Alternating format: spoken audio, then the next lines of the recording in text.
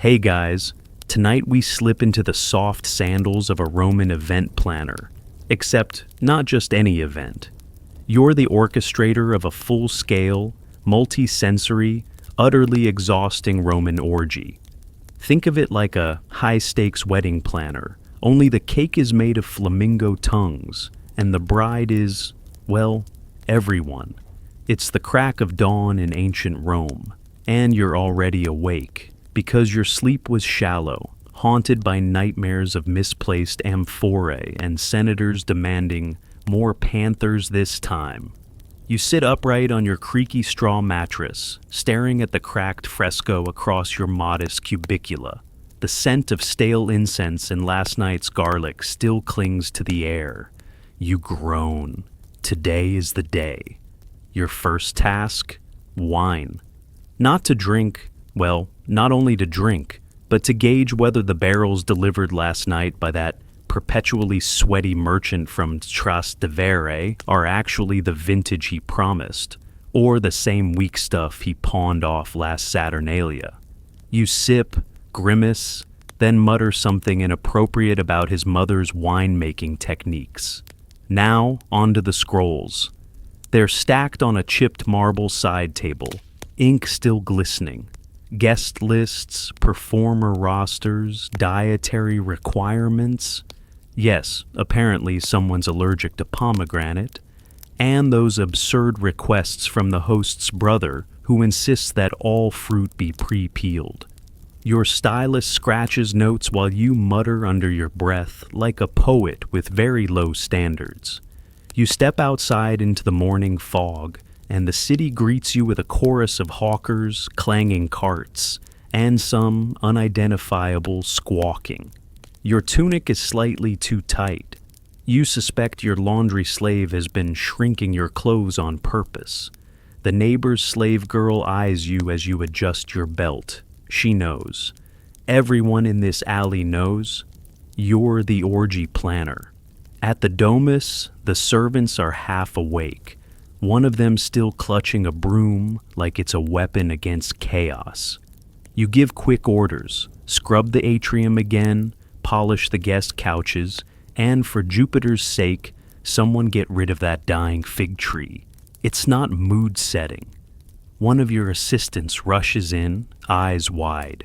"We're out of rose petals," he whispers, as though saying it too loud might summon Venus herself in a rage. You blink slowly. This is going to be a long day. Still, the morning light slants beautifully across the mosaic floor. You take a breath, imagining how it'll look tonight when candles line the perimeter, shadows flickering like spirits. There's art to what you do, an exhausting, underpaid, politically precarious art. But art nonetheless. As you walk the perimeter, checking the layout, your sandal sticks in a crack. You stumble and nearly knock over a decorative urn. It's fine. Everything's fine. You're just a few hours away from trying to time the moment someone releases trained doves, just as the first course is served. No pressure. You glance at your to-do scroll. It's longer than a gladiator's grudge list. But you know this drill. There's choreography, cunning, and exactly zero margin for error. Because if even one guest is bored, offended, or served anything less than ambrosial, your name will be ruined. You're barely halfway through your second cup of lukewarm barley coffee. Yes, they brew it. No, you don't recommend it.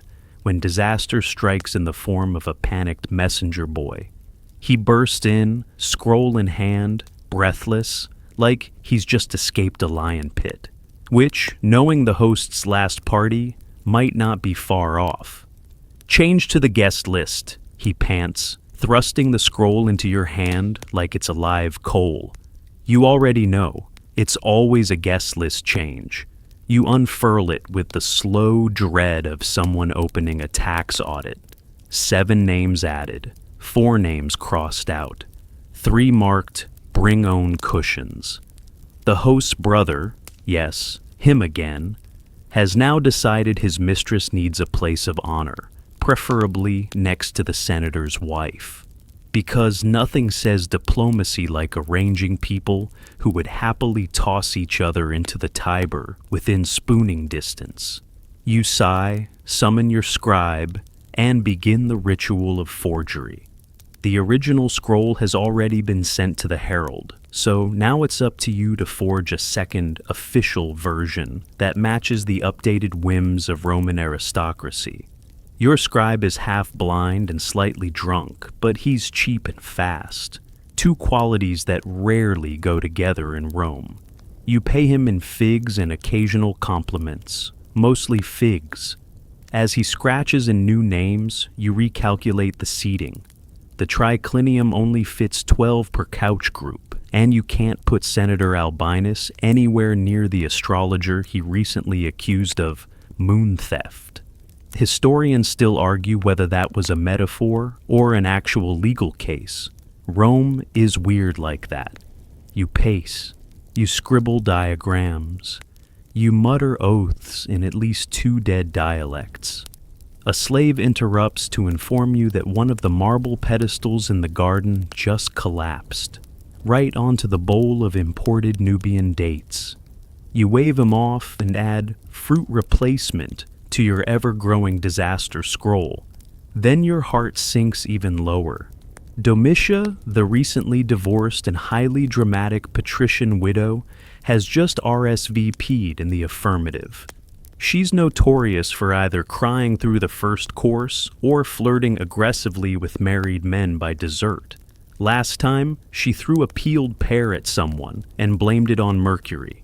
You shuffle her onto a far corner cushion, strategically near the fountain, in case you need to, accidentally, splash her into it later to cool the mood. Your assistant returns, wiping sweat from his forehead with a silken napkin, your silken napkin, and says, "Should we confirm wine placements by social rank again?" You groan. The senator wants his Falernian, aged 30 years, placed near his right hand. The equestrians want slightly chilled K-Cuban, preferably stirred with cinnamon sticks. The poets, gods help the poets, demand watered wine and grape ambiance. You briefly consider staging a grape-mashing reenactment, but remember the last time ended in a pulled hamstring and a purple mosaic you still haven't fixed. Just as you think you've stabilized the chaos, the doorman strolls in with a new scroll, another one. You take it like a Roman soldier accepting a doomed dispatch. It's a counter-invitation. Some rival Domus across town is planning a simultaneous mystery feast tonight. There will be actors, possibly jugglers, maybe even a camel. You narrow your eyes. This means war, of the table-setting kind. You quickly call your scribe. Add another performance, you say, and maybe a minor deity impersonator. He raises an eyebrow. Which one? You shrug. Whichever one has the least complicated costume. The boy nods. Janus? Perfect. 2 faces, 1 fee. Just then, you remember you haven't confirmed seating for the 2 Greek philosophers who were promised intellectual conversation and moderate debauchery. You glance at the chart again. You'll just wedge them between the cynical playwright and the lute player with a penchant for unsolicited political commentary. It'll be fine, probably. And through all this, you maintain the planner's calm face, the mask of serenity, the illusion of order. Internally, you're screaming louder than a sacrificial goat, but no one must know. You hold the guest scroll against the light to check for smudges. A curl of incense drifts by, catching the morning sun. You squint at the columns of names, so many of them, each a walking ego wrapped in linen and scented oils. You smile, barely. This is Rome. This is your circus. And you are most definitely the ringmaster.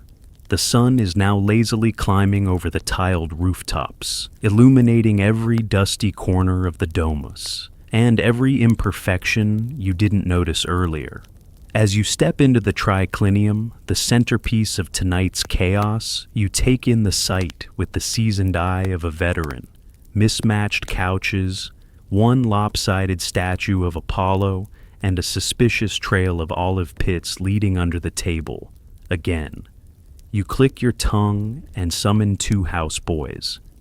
Get rid of the pits, and check if the incense burner still smells like burnt lentils. The air in here must be perfect. That's not a metaphor. That's your job. You kneel beside one of the low couches, pressing your palm into the silk-covered cushion. Too firm. You press again. Still too firm. You call for extra goose feathers. They'll need to be beaten and fluffed. You remind yourself to bribe the feather merchant again, unless you want to be picking quills out of Tunics tomorrow morning.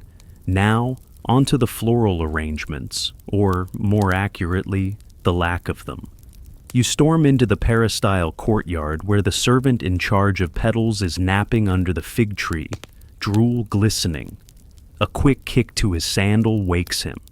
You ask about the roses. He points to a basket of wilted stems like it's the last loaf during a famine. Apparently, the flower delivery from the Aventine was hijacked. You stare. Hijacked? He nods solemnly. By a street theater troupe. They were throwing petals during their Oedipus reimagined. You blink. You don't have time to unpack that. Back in the dining room, you examine the aroma layering strategy. There are rules. Sandalwood by the atrium, myrrh near the entrance, rose oil in the bedrooms. But someone has overdone the cinnamon sticks, and now the whole place smells like dessert exploded. You remove a handful from a brazier and sigh. This is what happens when you let a poet help with ambiance. You light a fresh blend of frankincense and mint. The smoke curls upward, a brief triumph in an otherwise scent-saturated war. You allow yourself one smug breath. Then it's on to furniture. 3 of the 12 guest couches creak ominously when sat upon. You've tested them all personally, bouncing on the edge like an impatient toddler. One nearly buckles beneath you. You bark for repairs. The carpenters are already drunk, so you leave a basket of smoked cheese as an incentive. It's Rome. Bribery is the primary repair method. And then, oh no, the peacock feather fans. They're gone. They were supposed to be delivered at midday from the eastern provinces. Custom dyed with indigo ends. You find a note instead. Shipment delayed due to river flooding. You stare at it like it personally insulted your lineage. Historians still argue whether these fans were essential to Roman luxury, you mutter. But I say yes, especially when guests start sweating into the couches. You rummage through your backup stash, plain ostrich fans. Not as glamorous, but they'll flutter. You pass one to a nervous servant and demonstrate a languid fanning motion. Like you're wooing a senator, you instruct. There's also the issue of ambient noise. The musicians are set to arrive later, but for now, all you have is the creak of sandals and the occasional pigeon coo. You consider having someone hum in the corner just to test acoustic bounce. You're not joking. Last time, an echo made it sound like someone whispered murder every time wine was poured. Another couch is too close to the brazier, a fire hazard, unless you're planning to flambe a guest. You adjust it by hand, dragging it an inch at a time while cursing geometry. You recheck the path from the atrium to the banquet hall. Guests must feel as though they're gliding into paradise, not stepping over half-swept grape stems. The lighting must begin dim, crescendo into brilliance, then soften again by the dessert course.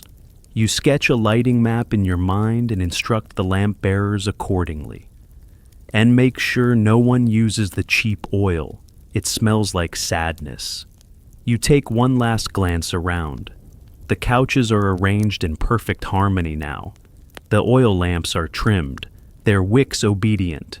The fresh flowers, what few you could salvage, have been coaxed into elegant clusters that vaguely resemble garlands. You exhale. Then from the garden, a crash.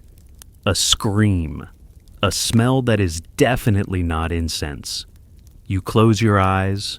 This is just the furniture and fragrance phase. Only 12 more hours to go. You follow the scent of impending disaster into the garden, where a donkey, 3 flute players, and a man holding a jar of snakes are all arguing loudly about who's supposed to be where. The donkey is not scheduled. The snakes certainly are not. And yet, here they all are, 30 minutes early, and already shedding chaos like glitter at a toga party. You raise a hand.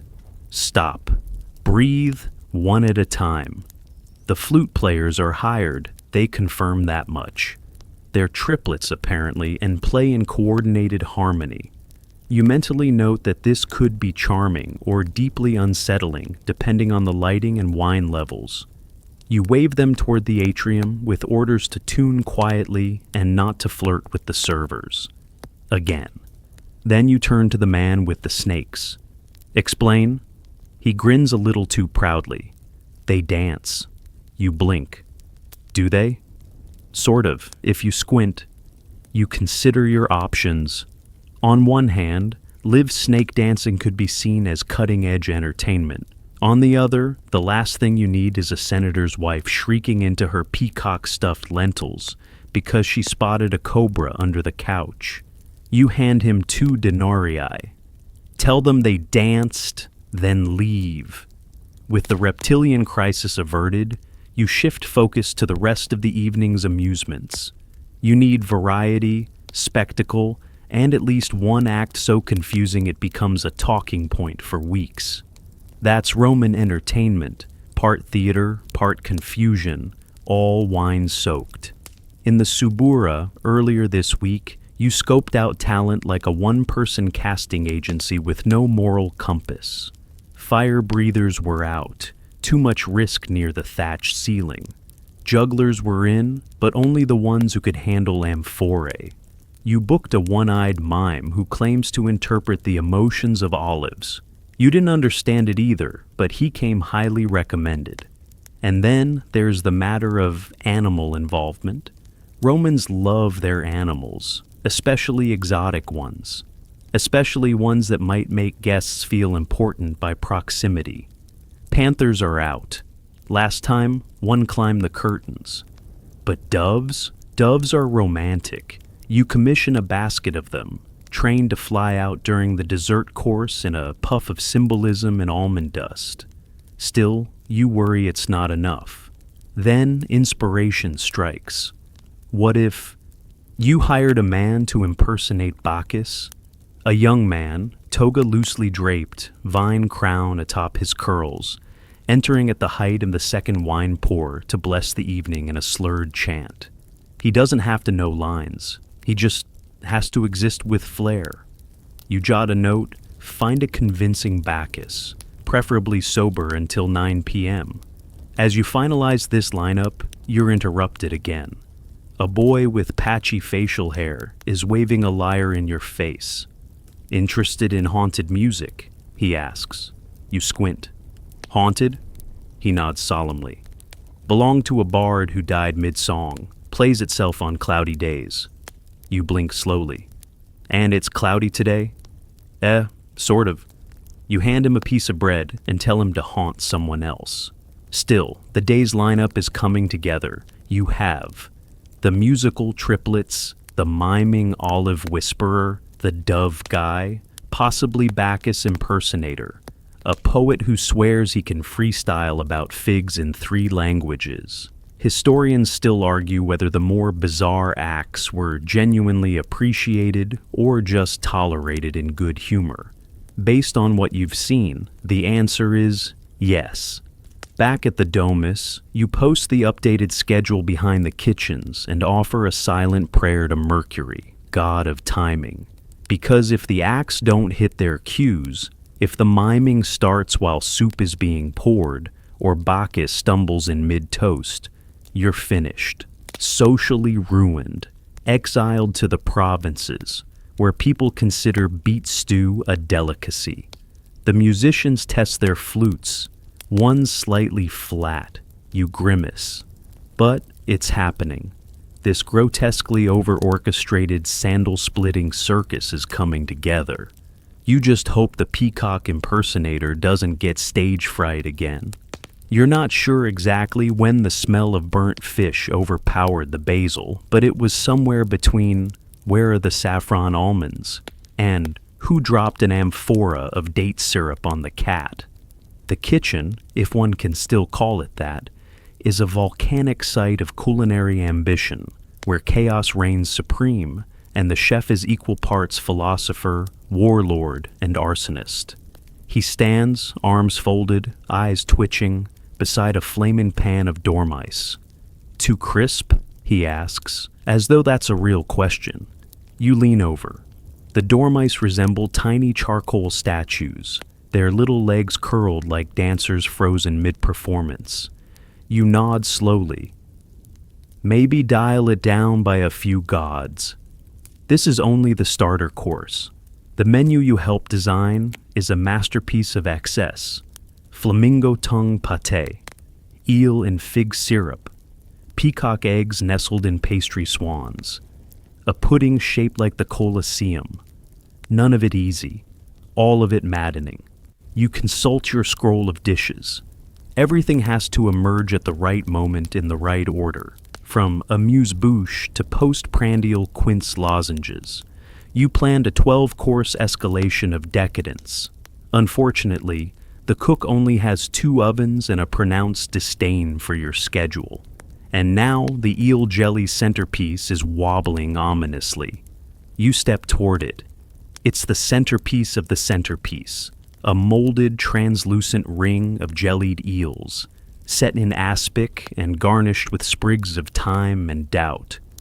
It's supposed to symbolize harmony between the seas and Roman agriculture. Right now, it's symbolizing mild tremors and social collapse. You lean down, the jelly quivers. "Hold," you whisper. A kitchen boy runs past, holding what looks suspiciously like a flaming cheese wheel. You're about to chase after him when the head chef grabs your arm.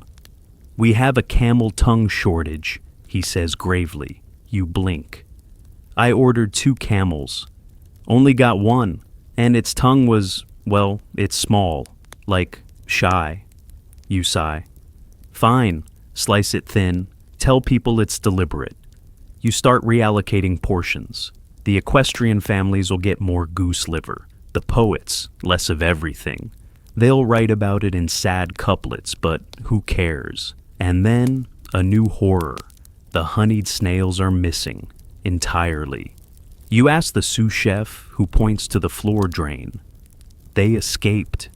You crouch down. One tiny trail of slime glistens in the torchlight. An entire platter of snails has decided to revolt. You add snail hunt to your list of midday tasks. In the back pantry, you find the Spice Boy crying softly. He's lost track of the saffron, and without it, the saffron almonds are just almonds. You pat his back, mutter something about the goddess Ceres smiling on perseverance, and assign him to peel cucumbers instead. The meat is being roasted over an open fire in the garden. A boar turns slowly, dripping fat into a trench dug, especially for this purpose. The firewood, however, is wrong. It smells like pine, not olive. Someone used the ceremonial logs. You consider flipping the table, but instead order the logs removed and replaced before someone says the pork tastes too Saturnalia. Historians still argue whether pine wood roasting was an acceptable shortcut or an unforgivable culinary heresy. Your opinion? Number? Just know, you check the dessert team. They're assembling candied violets into the shape of a sphinx. You pause. Why? Symbolism. You nod. Why not? And then, victory. A crate of fresh pomegranates arrives, carried on the shoulders of 2 sweating boys who look like they've just survived a Greek tragedy. You offer them a sip of watered wine and order the fruits juiced for cocktails, their ruby seeds scattered across platters as edible jewelry. Finally, the cheese. You'd requested a 12-tier wheel, with each level representing a different province. It's leaning dangerously to one side, but still standing, much like most guests will be after course 5. You look around the kitchen once more. Smells swirl: cinnamon, roasted garlic, citrus peel, and impending doom. The clatter of spoons, the hiss of steam, the chef cursing the gods in alphabetical order. But this is Roman cuisine, ridiculous, opulent, and deeply specific. The kind of meal people will weep about while writing letters to their cousins in Gaul. You wipe your brow. Dinner is coming. And so is judgment. Just as you dare to think the kitchen might not actually catch fire today, you're summoned to the wardrobe atrium by a servant with panic written all over his tunic and a belt around his forehead for reasons that remain unexplained. You enter the chamber and instantly regret it. Tunics are everywhere. Silk stoles hang like limp noodles from every peg. Sequined sandals have been paired with formal mourning togas. And the host is in the center, bare-chested, shouting something about wanting more gold like Julius Caesar, but if Caesar had better taste. This is the wardrobe moment. You've survived it before. You can survive it again. You approach cautiously. You look radiant.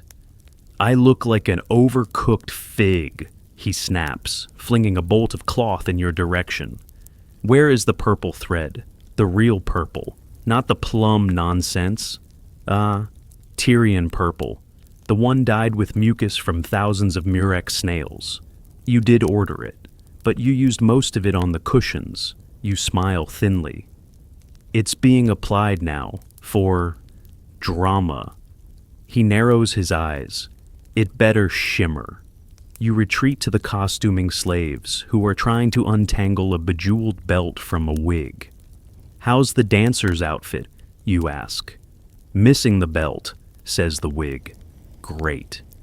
The dancer herself is sitting on a low stool, completely unbothered, casually oiling her elbows with something that smells suspiciously like mulled wine. Do I still have to juggle the candelabras? She asks. You blink. Only if the senator arrives late. Oh, he will. Of course he will. The seamstresses are repairing a tear in a tunic that no one will see under the table. But aristocrats are nothing if not insecure. One guest insisted his hem be embroidered with miniature battle scenes from his grandfather's campaigns. It's been 3 hours, and they've only stitched 1 legionnaire and a horse. Meanwhile, a youth assigned to polishing buckles holds one up to the light and mutters, "Looks like Neptune's nose." You choose not to engage. You pass by a rack of cloaks, each dyed differently. Red for passion, blue for wisdom, green for availability. You have a system. The guests don't know it, but you match cloaks to personality. That's why the poet gets beige. In the corner, 2 gladiators argue over sandal ties. One wants the traditional crisscross. The other insists on a looser knot, because it breathes. You separate them with a nod toward the oil basin. Settle it like athletes, by moisturizing. And then, the singer. She's late. Again. She glides in like she owns Jupiter's favorite chariot, draped in golden gauze that rustles like judgment. Do I still have to enter through the fountain? She asks. You hesitate. Yes, but try not to look like you've fallen in. She twirls. You never let me be the fountain. You change the subject. Where's your harpist? He got stung by a bee. You scribble emergency harpist on your palm. You move on to inspect the guest robes. A few of the less fashion-conscious attendees are being assigned pre-washed togas, which, in Rome, is an insult only if the toga has visible wine stains from someone else's party. One toga has a burn mark. You hide it with a brooch shaped like a dolphin. Dolphins are lucky, mostly. Then there's the fish-smelling dye. You sniff a pile of fine linen and wince. That's the problem with true Tyrian purple. It reeks. Historians still argue whether people actually liked the smell or were just too afraid to complain. You're guessing the latter. You discreetly spritz the linens with rose water and hope no one with a functioning nose sits downwind. A servant comes to you, sheepishly holding a broken sandal strap. It was the guest from Hispania. He overcommitted. You hold up the strap. Find another pair. We're out of size large. Find 2 size mediums and convince him they're better for balance. You hear the host's mother, yes, her, screeching about a frayed hem on her ceremonial shawl. You send 2 seamstresses and a bowl of pomegranate seeds as distraction. As the chaos swirls, you stand in the center of it all, one eye twitching, arms full of silk, mind spinning through plan A, B, and just wrap everyone in bed sheets and tell them it's Greek-inspired. Eventually, the noise fades into the background. The guests will look radiant. The host will shimmer. The singer will glisten like a damp goddess. And maybe, just maybe, no one will notice the backup harpist is also the guy who washed the grapes. You make your way to the inner courtyard, where the matron of the house, your patron, your nightmare, your living audience review board, is already standing, arms crossed, lips pursed so tightly they could crush olives. The matron Aurelia Octavilla, widow thrice over, mother of 6, hostess to half the Senate, and the only person who still uses the phrase social death without irony. You brace yourself. Is this, she says slowly, pointing with a single knobby finger at a slightly asymmetrical amphora, meant to be here? You swallow. It's a postmodern placement. Her brow rises a millimeter. That's not approval. That's curiosity about your funeral plans. You kneel and nudge the amphora. The crack in its neck is minor, barely visible under the new glaze.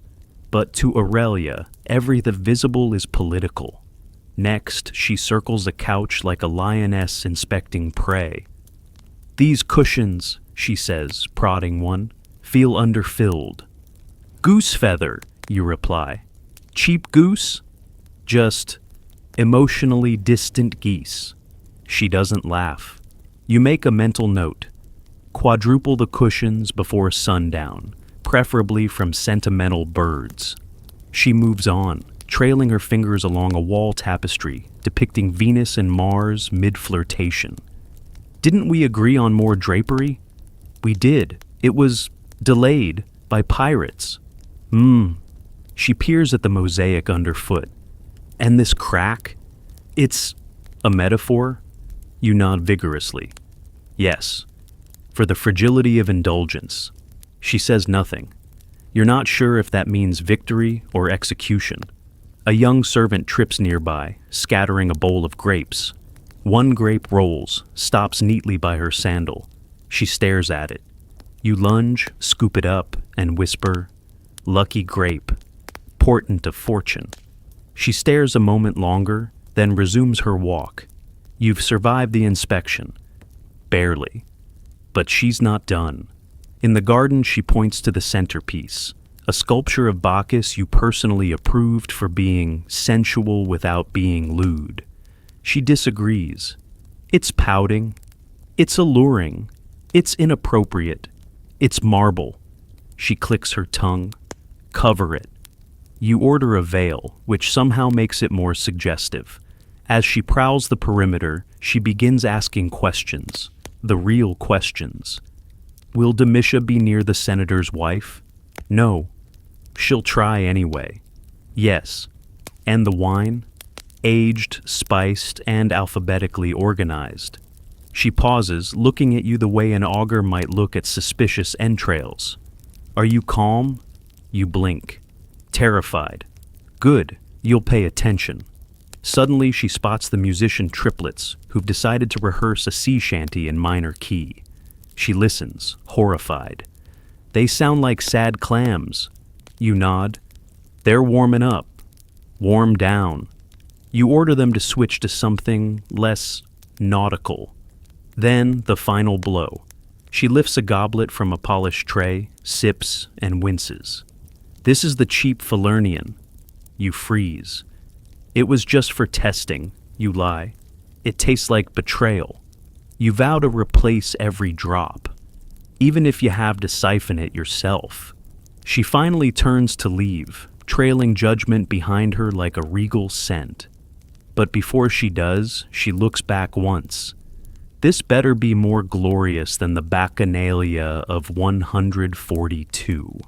Historians still argue whether that Bacchanalia ever actually happened, or if it was just the fever dream of a senator recovering from goat cheese poisoning.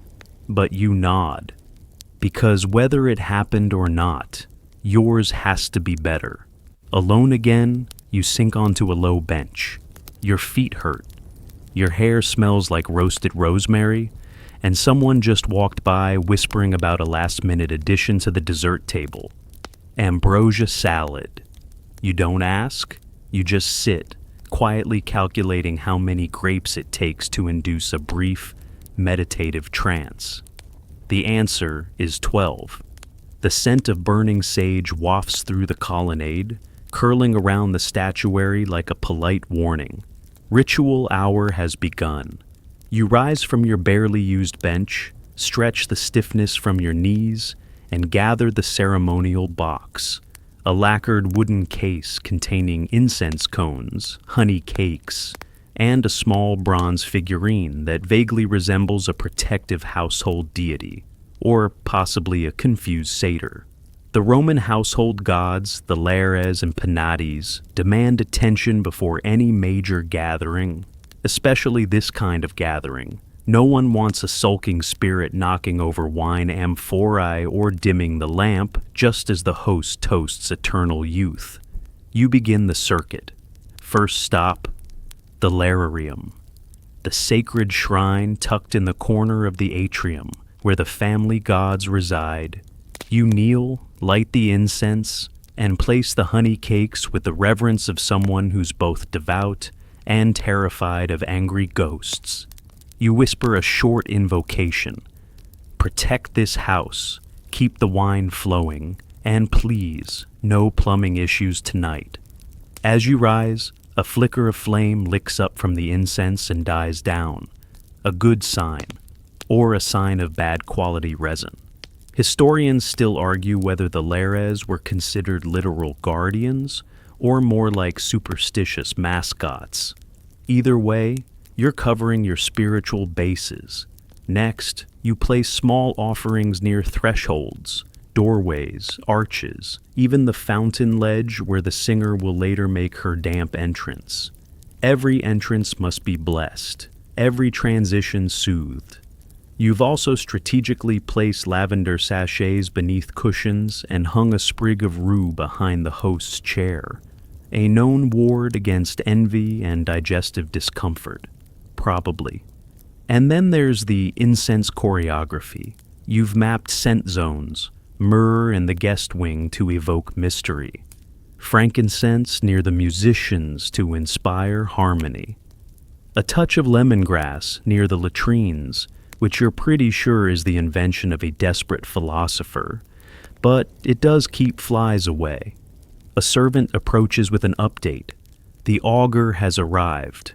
You'd almost forgotten, an ambitious touch suggested by the host's cousin, who's been insufferable ever since he read half a scroll on Etruscan sky omens. The augur sets up in the garden with a handful of birds and far too many feathers. His plan? To observe their behavior and declare the omens favorable. You nod politely. As long as none of them poop on the centerpiece. He shrugs. That's a neutral sign. Great. You leave him to his avian metaphors and inspect the final stage of preparation, the symbolic lighting of lamps. Each room is assigned a mood. The triclinium gets golden amber. The bath chambers glow with soft blue-green oils. The hallway flickers with dappled reds, meant to simulate a sunset, even if the guests arrive at dusk. You test the wicks, half of them too long, the other half wet. You trim, relight, bless under your breath. Then comes the moment you almost forget every time, the protective charm over the wine amphorae. You draw a circle in chalk, not because you believe in it, but because someone always swears they saw Bacchus in the fumes, and you'd rather not have to perform an emergency exorcism during dessert. As you inspect the final room, you pause beside the main entrance. A servant has hung a garland of poppy flowers, deep red and soporific. A good omen. You exhale. The air is heavy now, not unpleasant, just dense with preparation. Everything smells of intent, of smoldering herbs, of wax and oil, and just the faintest whiff of underlying panic. You've also hung a small bronze bell beside the kitchen door. If it rings once, it means the honey-glazed quails are ready. If it rings twice, someone has fainted. If it rings 3 times, the chef has thrown something. It rings once. Progress. And just as you think you've covered every ritual obligation, a child, one of the host's nephews, appears, clutching a bundle of laurel leaves. "What are those for?" you ask. "To protect the guests from envy." You blink. "Who told you that?" "Your assistant. He said to scatter them under the couches." You stare at the bundle. "That's parsley." The child shrugs and runs off. You watch him go and wonder briefly if a little chaos is part of the ritual too. You head toward the latrine wing, a place of unsung importance in any Roman event. After all, indulgence breeds urgency, and nothing ruins an orgy faster than an unplanned plumbing incident. The first sign of trouble is the smell, not the usual waft of olive oil, soap, and humility, but something sharper, something that says, a pipe has given up. You round the corner, and there it is, a mosaic-tiled latrine, partially flooded. Water trickles in a mournful stream from an overhead aqueduct crack, forming a small pond where sandals fear to tread. 2 servants are already at work. One is fanning the puddle, as if trying to shame it into evaporation. The other is poking the drainage hole with what appears to be a dinner fork. You pinch the bridge of your nose. "How long?" The fanner shrugs. "Since mid-morning. We thought it was symbolic." "Symbolic of what?" "Neptune's temper tantrum?" The second boy adds, "We use the good sponges." That explains nothing and everything. Roman plumbing, while a marvel of engineering, has its quirks. Lead pipes, communal flush systems, and the occasional rat with architectural ambitions. You've dealt with worse. There was that time the fountain reversed flow and baptized half the senatorial wives. But today, you needed this latrine to hold the line. You inspect the benches. One has a splinter. You make a note. Sand it down before the poets arrive. Their metaphors are sensitive. You glance at the sponge stick rack, each one dangling from a peg, soaked in vinegar, labeled with tiny wax tags bearing names or polite euphemisms. One who eats loudly, that senator's cousin, Brutus, not that Brutus. A system of dignity, barely. One sponge is missing entirely. Who took it? The fork wielder looks up. The bathhouse boy. You sigh. The bathhouse boy is everywhere and nowhere. He appears when wine spills, vanishes when vases shatter. He also has a disturbing fascination with scented oils and dramatic exits. You find him by the cistern, wringing the sponge like it's done something personal. "Return it," you say. He smiles innocently. It's for a private ritual. Return it, you repeat. He obeys slowly, as if the sponge has feelings. Back inside, you notice the latrine walls have been decorated with what can only be described as poetic graffiti. One couplet reads, "Here I sit, broken-hearted, ate too much, now dearly charted." You have it scrubbed, but not before copying it down. For archival purposes, naturally. As repairs begin, you consider opening the second latrine chamber, the nicer one with the marble seat and a window view of the herb garden, reserved for VIPs, but it's locked, and no one knows who has the key. Theories include the head servant, the absent cousin from Gaul, or a cat. You consider bribing the augur to divine its location through bird behavior. Instead, you make the tough call. Unlock it with a dagger. You snap the seal, remove the bolt, and are met with a strong breeze and a surprisingly serene atmosphere. You place a bowl of rose petals inside, luxury re-established. As you leave, a guest arrives early, always a bad sign. He's sweaty, confused, and insists on knowing where the pomegranate soaps are. You point him toward the bathhouse, now newly scrubbed and filled with the scent of chamomile and residual anxiety. Meanwhile, a servant rushes in to whisper, "The lead pipe cracked again." Of course it did. You station a boy nearby with a cloth and a resigned expression. If anyone asks, he's a decorative towel attendant. Historians still argue whether Rome's elite genuinely cared about sanitation or merely viewed it as a theatrical inconvenience.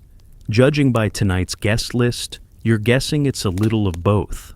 By the time you finish plugging leaks and relocating sponges, the scent of incense has returned. The air is calmer. The latrines function, mostly. The poets will survive. The senator's cousin will sulk. And the bathhouse boy, gone again. You make a mental note to find him before dessert. The sun is beginning its descent now, casting long shadows across the marble floors, turning every polished surface into a soft, glowing promise of illusion and indulgence. You can feel it in your bones, the prelude to performance. It's time for the final briefing. You gather the inner circle, the host, his favored performers, 2 key servants, and 1 suspiciously eager parrot handler who wasn't technically invited but has shown up anyway, birds in tow. Everyone assembles in the atrium, lounging with the forced casualness of people terrified they'll be blamed if things go wrong. You stand in the center, a scroll in one hand, a date-stuffed olive in the other, because you skipped lunch again, and your blood sugar is hanging by a fig thread. Let's run through it one more time, you begin. The host raises a hand. When do I make my entrance? After the 4th song, just as the flamingos are being paraded past the cheese tower. He frowns. Shouldn't I arrive before the flamingos? Do you want to upstage the flamingos? He pauses. Number, good point.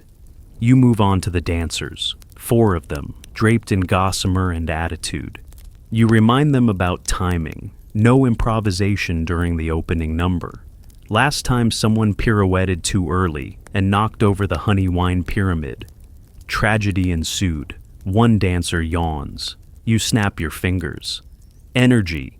I want seductive mystery, not bathhouse melancholy.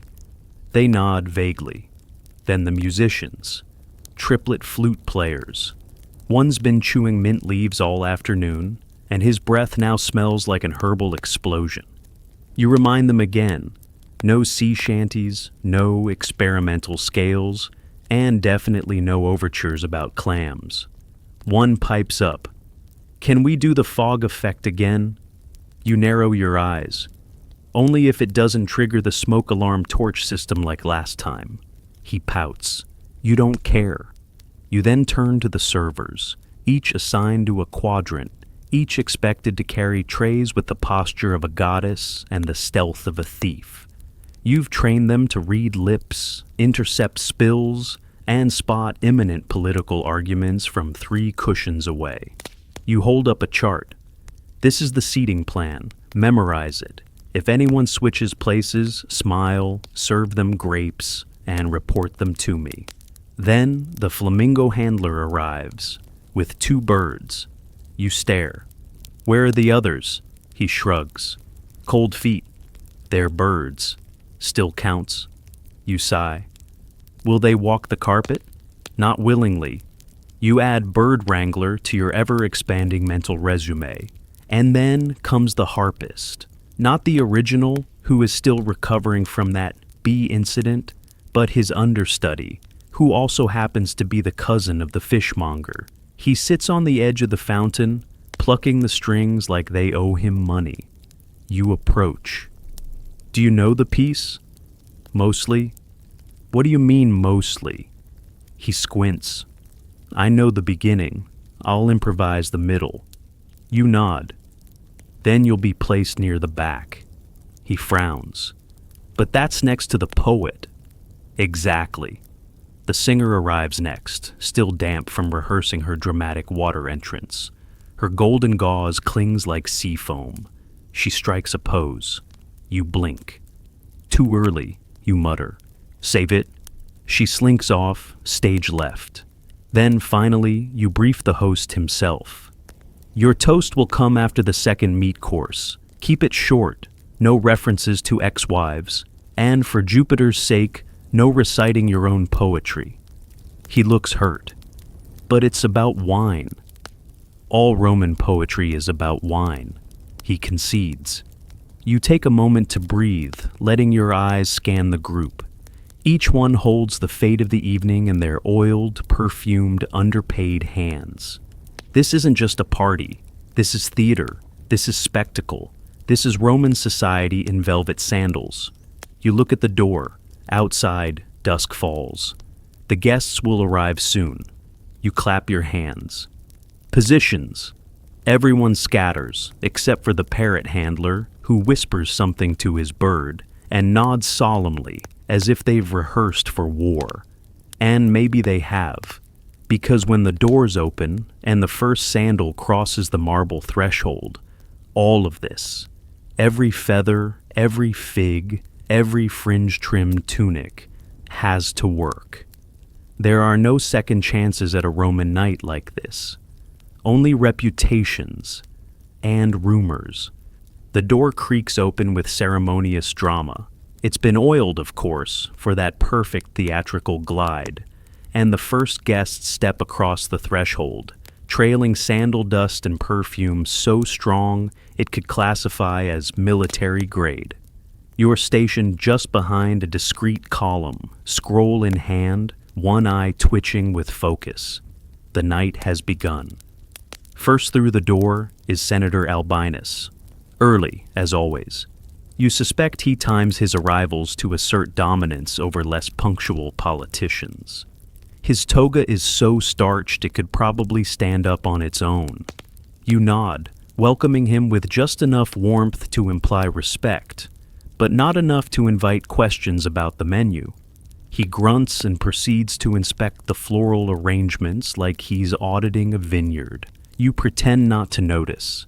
Next, a procession of equestrian families, wives in gauzy stolas, husbands clutching scrolls they clearly haven't read, and children trying to touch everything shiny.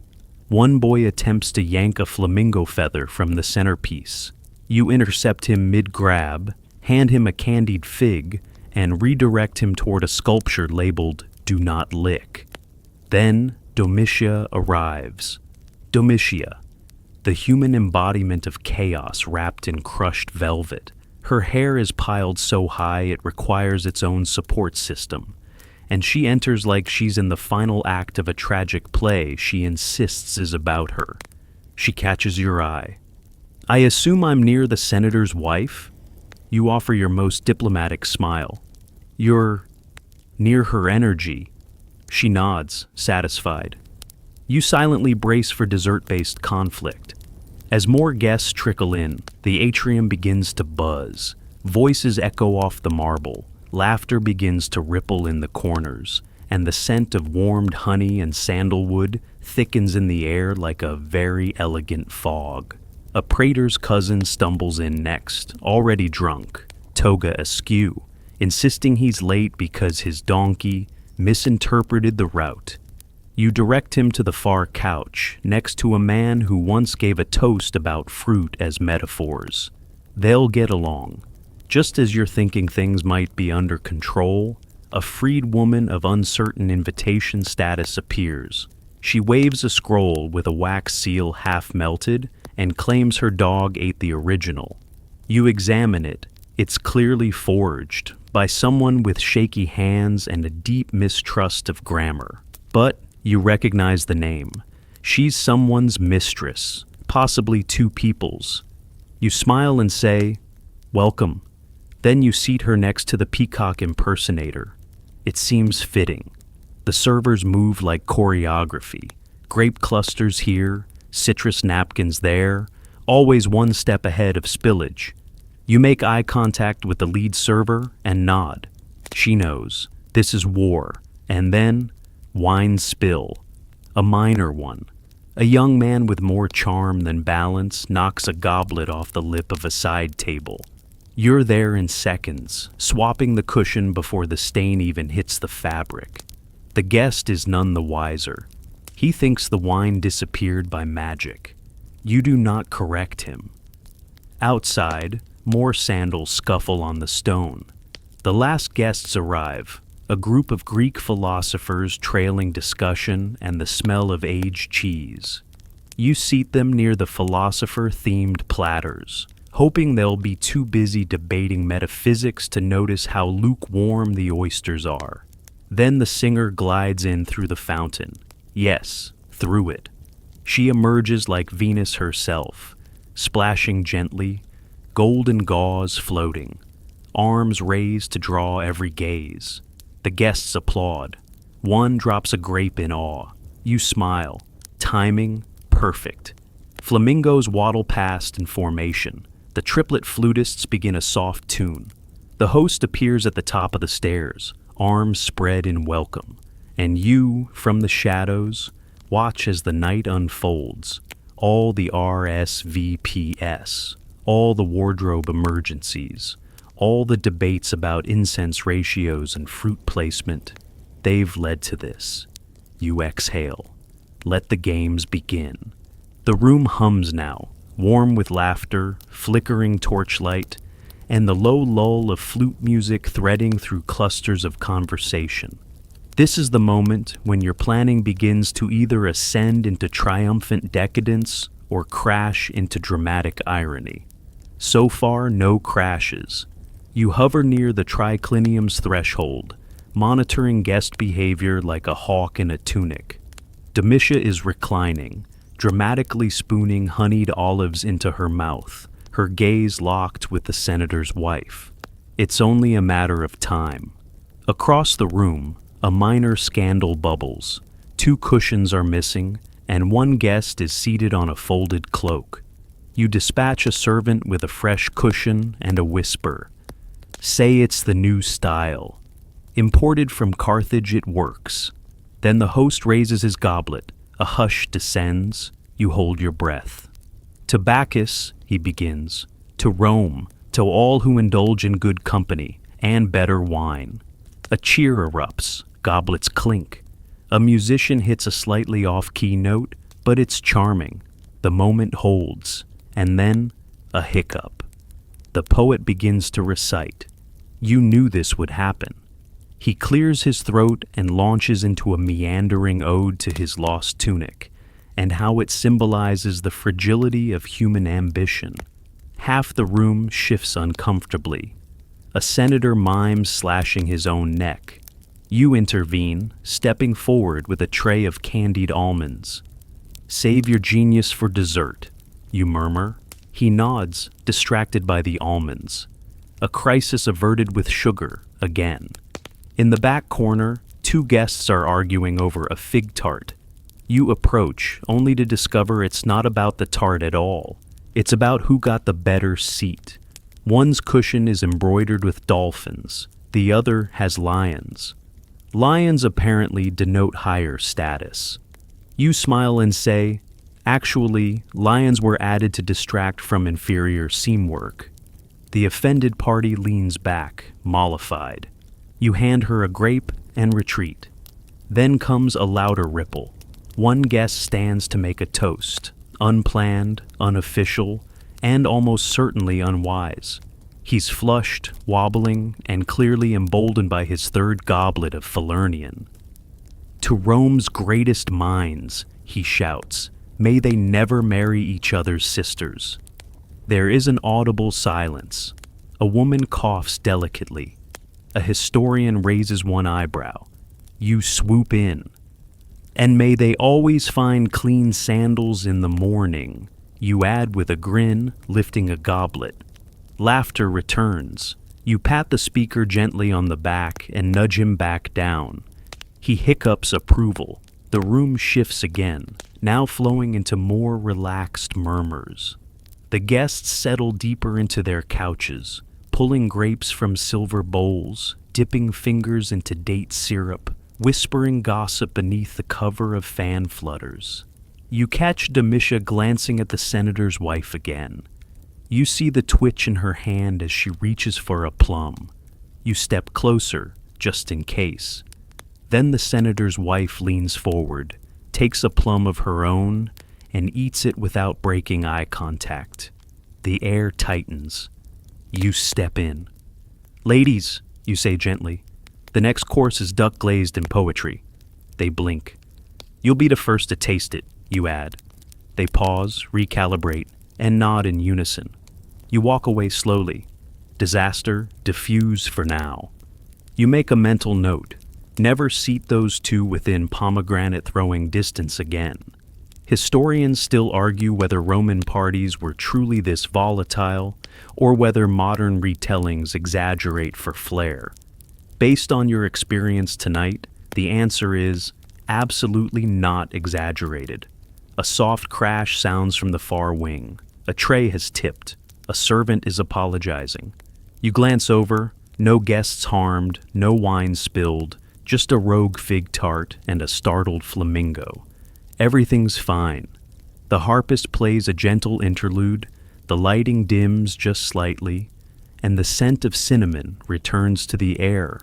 And somewhere near the fountain, someone whispers, "This is better than the Bacchanalia of 42.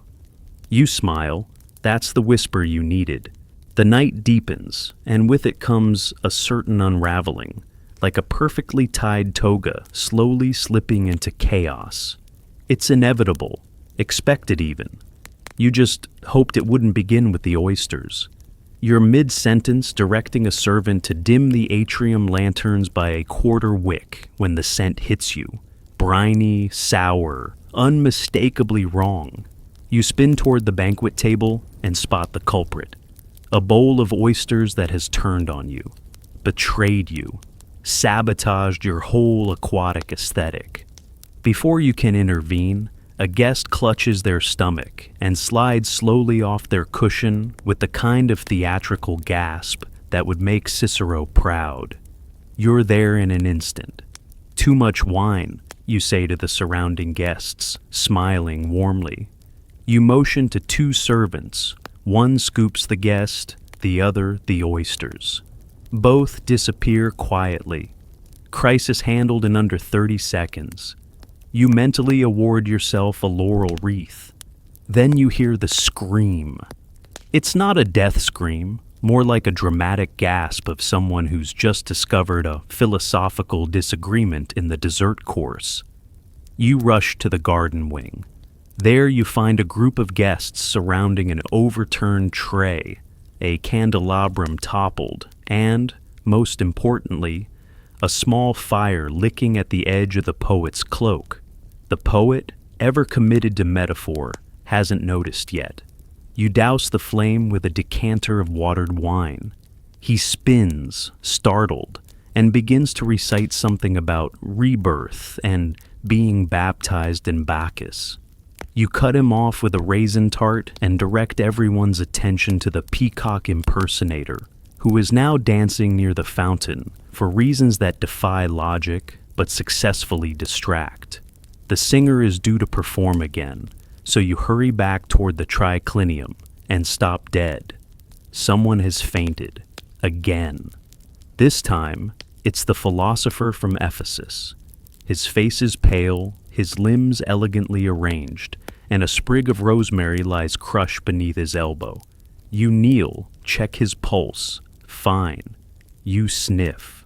Ah, the myrrh incense has pooled too heavily in this section. You order the nearby lamps snuffed and a fan brought in. Within minutes, he stirs, mutters something about cosmic imbalance, and asks for cheese. You give him 2 slices and a fig. He perks up. Meanwhile, the cheese tower is listing dangerously. You rush to its side just in time to steady it with your elbow. The structure, a 12-tier tribute to Roman conquest, has begun to sweat under the torchlight. You call for reinforcement.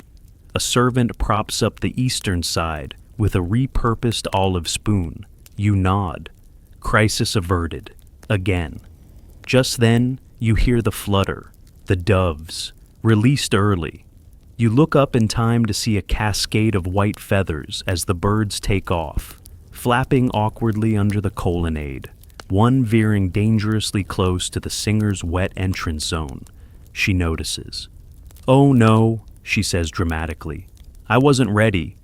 She dives into the fountain anyway. The guests cheer. You stare. She emerges, soaking, triumphant, and now glowing with reflected torchlight. Improvised brilliance. You nod approval, but your approval is short-lived. The flamingo handler sprints past, shouting, "They're loose!" You blink. "What do you mean, loose?" "Gone, out the side gate." You race to the garden exit just in time to see a flash of pink wobble into the street, trailed by 3 children and a servant brandishing a fig loaf like a lure. You breathe in, you breathe out. Let it go. Inside, the guests are eating again, laughing, sipping pomegranate wine with abandon. No one remembers the oysters, or the fire, or the philosopher's brief coma. They only see candlelight and silk, feathers and figs, and the illusion that everything has gone exactly as planned. You smile. Because if there's one thing you've learned as a Roman orgy planner, it's this. Nobody really wants perfection. They want stories. And tonight, they'll have so many stories. The feast is winding down, though the air still buzzes with wine and whispers. Plates are emptier now, strewn with olive pits, fig stems, and one unfortunate snail shell balanced delicately on a poet's sandal. The musicians have shifted to slower tempos, and the flutists occasionally yawn between notes. You begin the final act, clean-up triage. You glide silently from corner to corner, assessing damage. 1 cushion soaked in wine. 2 couches now wobble. 3 guests appear to be engaged in a complicated game involving plum stones and personal dares. You make a note to confiscate the remaining plums. Then the gossip begins. Not the polite, courtly kind from earlier in the night, but the hushed, sticky kind. The stuff that ferments into rumor by sunrise. Someone's claiming they saw the flamingo re-enter through the kitchen. Someone else insists Domitia and the singer exchanged earrings and a vow of sisterhood over a shared pomegranate. And someone, probably the same guest who fainted earlier, is now trying to sell a blessed sponge from the latrine for 2 denarii. You move past them all, heading toward the garden where a different kind of chaos reigns. The aftermath. You find a sandal, just one, size, ambiguous, color, once white, current location. Inside a half-eaten melon, you pick it up, sniff, shrug. Another servant approaches. Should we start clearing plates? You nod. Anything not actively being fondled can go. In the far corner, the cheese tower has fully surrendered. Guests cheer as it finally slumps sideways like a drunken consul. A boy is scooping collapsed Gouda into his sleeve. You make eye contact, he flees. The fountain is full of feathers. The peacock impersonator is asleep under a fig tree, one wing still on. The flamingo handler returned without his birds, but with a live goat. No one asks how. You enter the main chamber and find a cluster of patricians whispering animatedly.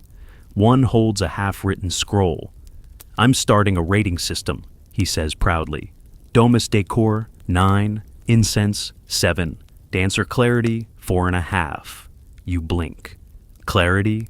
She twirled into the lamp. It was hard to follow. You nod. Noted. More servants arrive, bearing basins of water and cloths soaked in rose and vinegar. The air begins to smell like closure, like the quiet sadness that follows too much laughter, like old wine and extinguished ambition. You step outside to the back alley, where broken amphorae rest like discarded dreams. Two servers sit on overturned baskets comparing toe blisters. One says he spilled wine on a philosopher, and the man thanked him for the experience. The other claims she saw someone kiss the Bacchus impersonator and ask for his tailoring scroll. You lean against the wall and exhale. It's almost over. Back inside, you begin collecting your scrolls. The original guest list is now a patchwork of scribbles and smudges. One name is crossed out, then re-added, then annotated with, "Do not seat near citrus." Another simply says, "Mystery girl, came with flute." You file them away. The host, disheveled but glowing, finds you near the atrium. "They're saying it's better than the Saturnalia of 139, he says with a grin. You bow slightly. "High praise." He claps your shoulder, then wobbles away toward what you hope is his own couch. And then the matron appears. Yes, her. She stands beside the wilted roses, surveying the aftermath with the stern pride of a general whose army partied instead of fought, but still somehow conquered something. She doesn't speak, she just nods. You survive the look. By now, only a few guests remain. One is composing poetry into a fruit bowl. Another is trying to convince a musician to let him borrow the lyre just for tomorrow. The goat is eating a cushion. You leave them all and step into the side corridor. Silence. Almost. The faint ripple of leftover laughter. The soft drip of a fountain. The creak of a couch returning to its natural state. You find a forgotten scroll, unmarked. You tuck it into your robe. Tomorrow, you'll rewrite all of this into a flawless account for the family records. You'll erase the jelly collapse. You'll downplay the feather incident. You'll make sure the history remembers one thing, that you pulled it off, and that no one, not even the senator's cousin, left hungry. It's well past midnight now, and the Domus lies in a dreamy haze of oil lamp flickers and the last sleepy strains of lyre music. The final guests have either stumbled out into the Roman night or collapsed elegantly onto borrowed cushions, their goblets tipped sideways in mute surrender. You're still standing. Barely. The flamingos are still missing. The goat has made peace with a mosaic of Neptune. The bathhouse boy reappeared just long enough to wink and steal a date tart before vanishing again, like the smug ghost of parties past. You walk the length of the now silent triclinium, stepping over a fallen laurel wreath and a half-peeled pear. The tapestry in the corner, once the backdrop for the Bacchus blessing, now lists gently to the left, like it too, is exhausted. You find a servant asleep inside a crate of figs. You let him be. Figs are soft. At the center of the room, the cheese sculpture is no more. In its place, an artfully assembled pile of napkins and grape skins. Someone made a face out of it. Probably the poet. He left a haiku beside it. You don't read it. You move to the atrium where you had once stood tall with scroll in hand and righteous panic in your chest. Now, the only thing in your hand is your sandal, removed to rub the part of your foot that's developed a callus shaped like the host's crest. You sink onto a bench, not dramatically, just finally. The breeze picks up through the open-air ceiling. A few flower petals drift down, late to the performance. You watch them spiral lazily. It's almost nice. Your assistant approaches with a wooden tray, 2 pieces of candied quince and a small jug of wine. "I saved you the last drops," he says. You take the jug, sip carefully. It's sweet, smoky, spiced with something unidentifiable and probably accidental. You smile. Then he hesitates. "Do you think they'll remember tonight?" You pause. "They won't remember what went right," you say. "They'll remember what went wrong, with flair." He nods solemnly. "So, the flamingos?" "Legend," you say. "Instant legend." You sit together in silence. Nearby, someone snores into a cushion. From another room, the faint sound of someone belatedly toasting to figs echoes through the marble. You walk slowly through the emptying chambers one last time. You pat the broken harp, straighten a crooked bowl, pick up a stray peacock feather, and then you retreat to your private corner of the Domus. Not a suite, not even a proper room, just a nook with a stool and a basin of tepid water. You remove your outer robe, drop your scroll pouch, lower yourself onto the stool, and finally soak your feet in wine. Not because it helps, because it feels deserved. You lean back, staring at the wall, tracing the faint cracks in the plaster, like constellations of exhaustion. You recall the seating chart, the scent plan, the oyster debacle, the dancer's candle accident, the single sandal lost to melon, and the stories that will ripple outward for weeks, maybe months. Your work is done. Tomorrow it will begin again. Another party, another host, another list of impossible demands. But tonight you close your eyes, and you dream. Not of glory, not of grapes, not even of flamingos, but of silence. Sweet, uninterrupted silence. The house is quiet now. Even the torches seem to flicker more softly, as if tired from their long, loyal glow. The stone floor beneath your bare feet is cool again, forgiving in its stillness. Somewhere in the distance, a final cup is set down. A door creaks closed. The feast is over. And though your body aches from pacing, from bowing, from rescuing wayward cheese towers and defusing social duels with sugared almonds, your mind is beginning to float. You let it.